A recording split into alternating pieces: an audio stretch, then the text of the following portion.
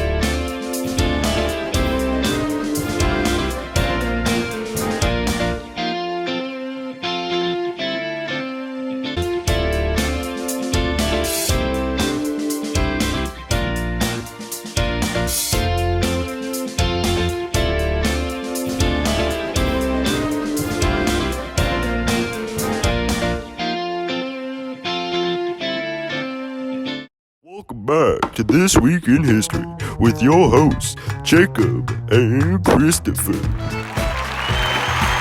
On October 17th, 1972, Eminem is born, later becoming an international sensation after the release of his hit single, My Name Is.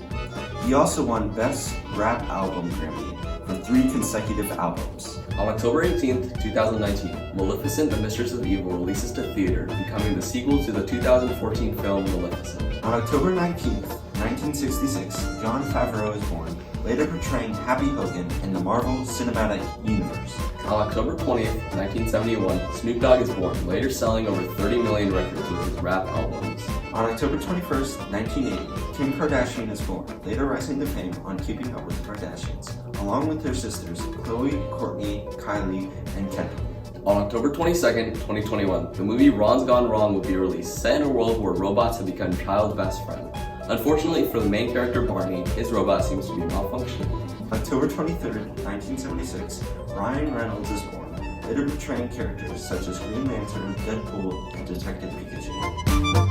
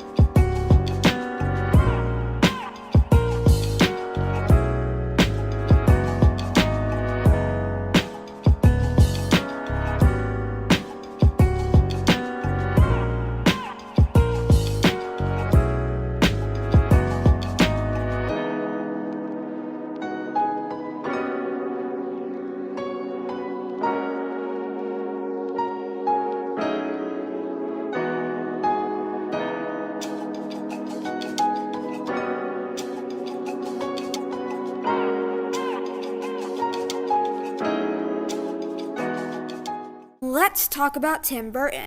Tim Burton is a man who was born in 1958. He would go on to become an animator for Walt Disney. However, he would break off from that company quite quickly. By taking inspiration from multiple different sources, he would create his own genre of what is mainly called Tim Burton films. These describe horror films that can fit the entire family, something that a lot of people thought was impossible.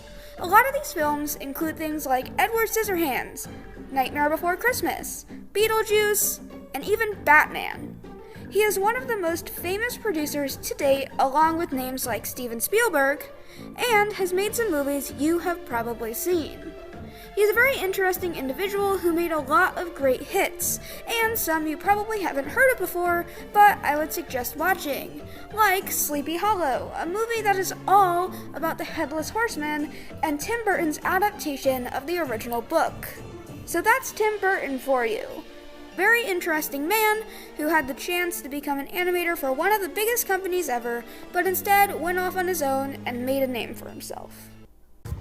Star Wars Clone Wars or Star Wars Rebels? Who will win? I like Star Wars Clone Wars better because it has more action. I like Star Wars Clone Wars because it has more action and has better story plot. Clone Wars because they sound cool. I like Star Wars Rebels because it's cooler and it has more action. Star Wars Clone Wars because it has more action. I like Star Wars Clone Wars because I like when meals. Clone Wars. Okay, hear me out. It's clone. My favorite is Clone Wars because Clone Wars has way better characters. I like them both the same. I like Clone Wars better because I haven't seen Rebels.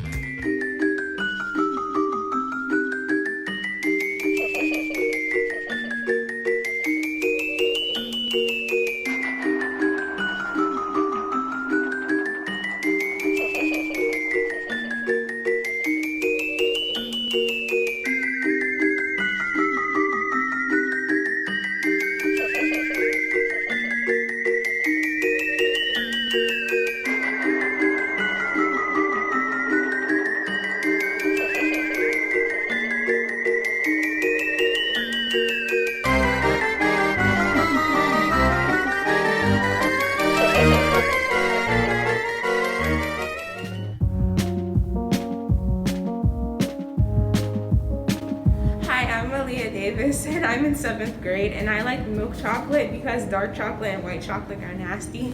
Hi, my name is Isabel Garcia, and definitely milk chocolate. I'm Haley, I'm in 8th grade, and I like white chocolate and milk chocolate more than dark chocolate because dark chocolate's gross. My name is Samantha, I'm in 8th grade, and I like all the chocolates because it's chocolate. I'm Mitchell, I'm in 8th grade, and I like dark chocolate more because the other ones are too sweet.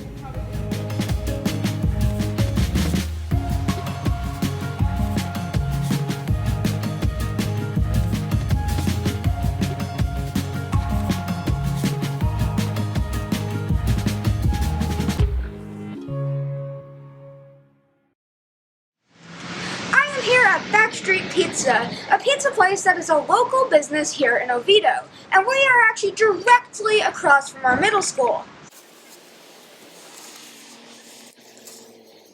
And this place has everything from fresh, hot pizza to delicious desserts. So let's take a look inside. So what is your name and job title here at Backstreet Pizza?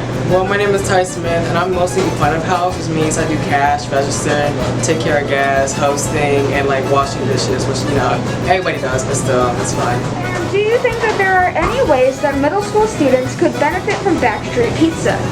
I mean, since we were across the street from y'all, I mean, y'all can just come down and have a slice of pizza and have fun and talk and community together, so very convenient for y'all to come on. What would you say is the best item you guys serve?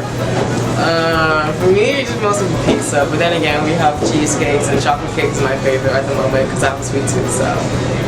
How does Backstreet give back to the local community? I mean, we get back because we have a military discount, then we also do charities as well, and then we also cater as well, as the back of my shirt say. So we can also give back to the community as that, and also help fellow, war veterans and come back and have a good time. Is there anything else you want Panthers of Lawton Chiles Middle School to know? Just come on down and have fun. Like, we open, we're here, and just have a good time and have a good community. What is your name and title here at Backstreet Pizza? My name is Richard Patterson. I'm the owner of Backstreet Pizza. And how long has Backstreet been in business? I've owned Backstreet for about 1.5 years, but Backstreet Pizza has been in business for, I would say, about 12 years or so. And how has Lawton Chiles Middle School being so close helped your business? I think it's the children in the school. We do get a lot of kids that come across the street on their way home, whether it's walking on bicycles or skateboards, and they'll stop in and get a couple slices and a drink. So it's been a big help. So that is Backstreet Pizza, a place with amazing food and a super nice staff. If there's any other small businesses that are local that you would like me to talk about, just email Mr. Jackson and he should hopefully tell me about them so I can cover them. Anyways, after talking about all of this pizza, I am super hungry. I'm gonna go grab something to eat.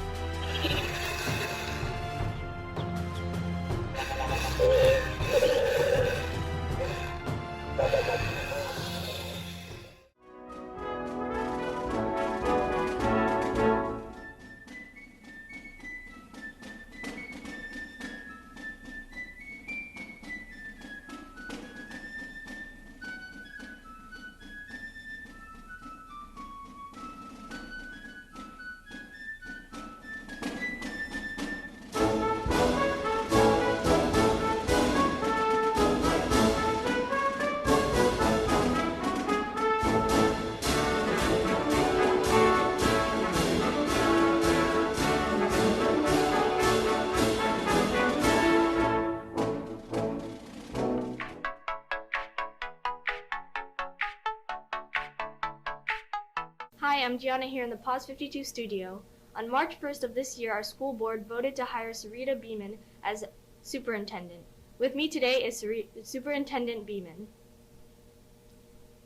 A superintendent is someone who operates, controls, and supervises all free public schools within a school district and determines the rate of school district taxes. So, we already know that you won the votes to become a superintendent in June of this year and that you are now the district's 11th superintendent. Also, we know that you have previously worked as an attorney for Seminole County Public Schools for 16 years. Can you tell us, when you were working as an attorney, how did it help you with becoming a superintendent? It helped me immensely in becoming the superintendent because all of the school board members, the former superintendent, the principals, I've already worked with those individuals, and so I know them and know the things that we want to do to make sure that we continue to have a great school system. We also know that you graduated with a law degree at Florida State University. So what are some things that might have surprised you before graduating law school? Well, one of the things that surprised me in law school is how a group of folks could really enjoy debating like a minor point of law for days and days, analyzing and debating and really enjoying it. And I enjoyed that part of law school. Since all of those years of you working as an attorney, at what point in your career did you become interested in becoming a superintendent? Oh my, I've been working for the school system for more than a decade, and although I can't pinpoint the exact moment, it was many years ago when the idea first entered my head, and working with this great team of leaders, the principals, and the school board members, just really cemented for me that I wanted to apply to become the next superintendent of Seminole County. What is one thought that you would like to leave with our viewers today? I would love for all of the students to know that I am honored to be your superintendent, and that I want to hear from you about the things that you enjoy and want to see continue in our school system, because at the end of the day, we are wanting to make sure that you are educated in a safe environment and that you graduate with a meaningful diploma. So I look forward to talking with all of you at some point in your educational careers here in Seminole County. As superintendent, how much are you involved hands-on with students? Well, I love to talk to students, so part of what I've been doing is I'm sitting down at student forums at different high schools, and I plan to continue those. Also, I plan to do those at middle school so that I can hear the voices of all of our students. I also like to be inside of schools, and so anywhere from 2 to 5 times a week in one of our schools, whether it's a high school, a middle school, or an elementary school, and I'm walking through classrooms to observe the learning in action for our students. And then finally, I love to see how all of the extracurricular activities that we offer are appreciated by our students. So, baseball games and band festivals and interviews with our awesome students is part of the things that I like to do. When and why did you decide you wanted to become a superintendent? Well, when actually was last year when our former superintendent, Dr. Griffin, retired after working in our school system for more than a decade and working with our awesome leadership team. I wanted to make sure that we continue to do that, that there's a leader that understands the culture of Seminole County. And so I decided to apply at that time. Awesome. As having children of your own, how would you describe yourself as a mom? I would love to describe myself as an empowering mom. Now, you have to talk to my boys, but I ultimately want to make sure that we are raising young men. I have 2 sons that are curious and good citizens and that are moving in this world really safe and secure in the knowledge that their dad and I like them, love them, and that we're going to support them. And so at the end of the day, I hope I'm an empowering mom. If you were a young girl in today's society, what advantages would you take hold of? All of them. Everything that you or any of the young ladies in our community that you're interested in, explore them.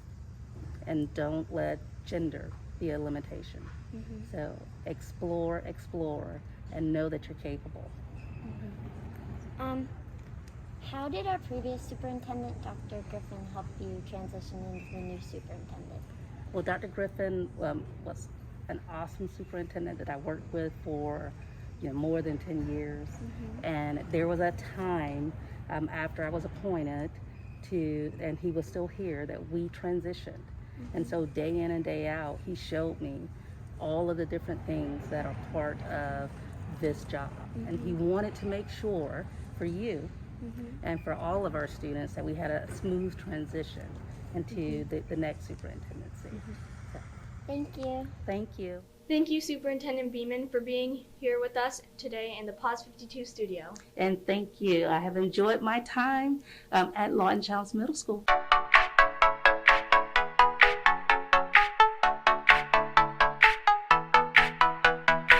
Thanks for watching. Tune in next week for more Paws52. Bye, Panthers!